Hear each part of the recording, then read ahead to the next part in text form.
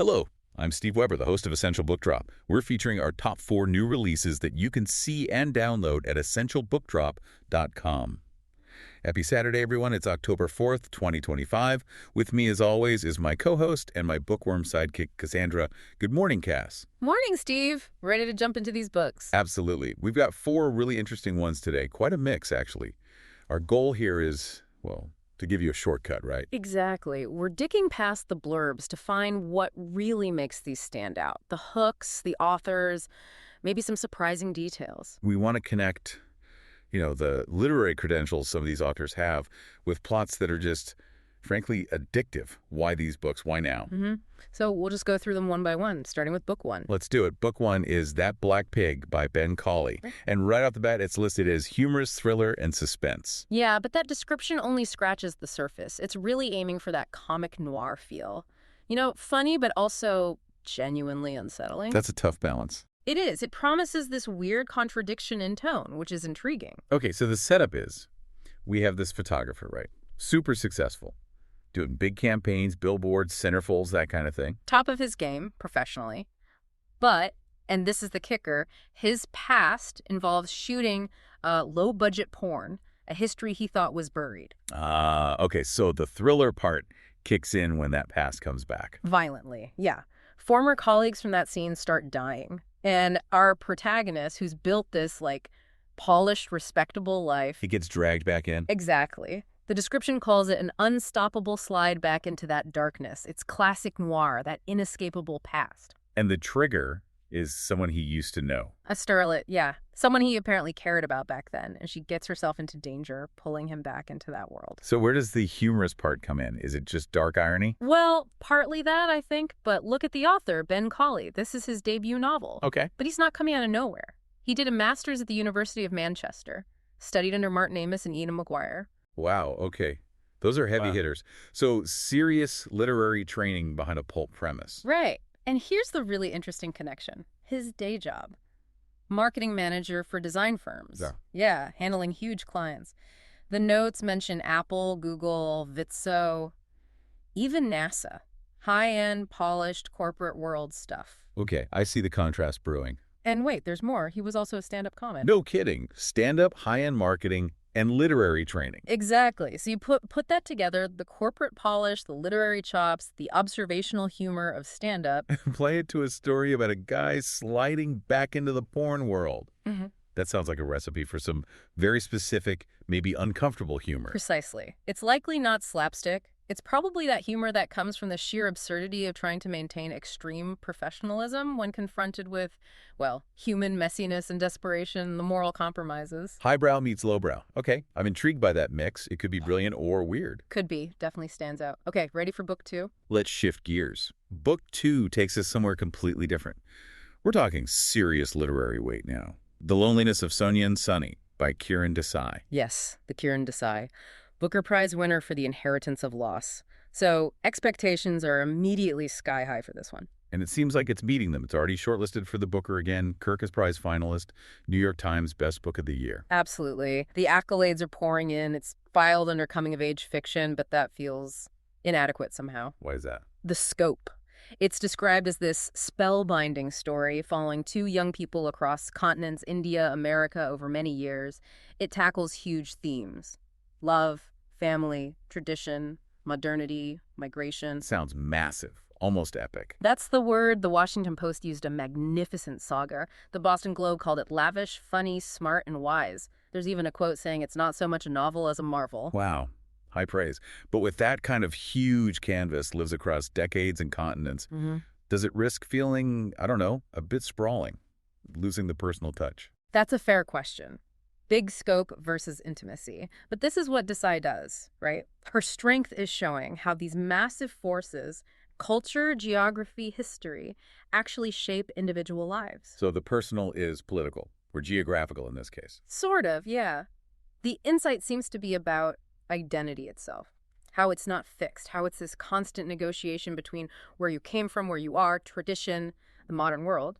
Especially that pull between the homeland and the adopted country. So it's not just about India and America. It's about that universal experience of figuring out who you are when you're pulled in different directions. Exactly. And how small moments, single decisions, can echo down the years. That gives the sprawling timeline its focus, I think. Every choice matters. Makes sense. It taps into that feeling of being shaped by forces bigger than yourself, but also by your own history.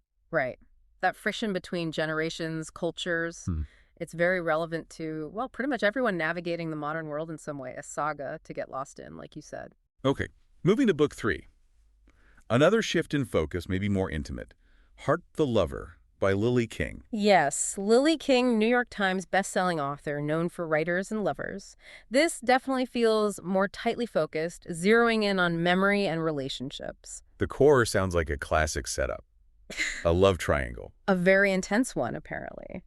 The narrator, Jordan, and 2 best friends, Sam and Yash, all happening during their senior year of college, that pressure cooker time. It's about that messy, all-consuming first love experience. But there's a twist, right? Something about the narrator's job. Yeah, that's a nice hook. Jordan, the narrator, is professionally involved with love stories, maybe a writer, editor, critic. She's an expert on how they should work. But her own big one was a total mess, didn't follow the rules. Exactly. Knows the theory, lived the chaos. But what really elevates it, I think, is the structure. How so? It uses a dual timeline. You get the raw intensity of the college years, but it's all being looked back on years later by the older Jordan. Until the past comes knocking. Pretty much literally. A surprise visit brings it all crashing into the present, forcing her adult self to really grapple with the choices, maybe the betrayals of her youth. Ooh, I like that. Yeah, it resonates, doesn't it?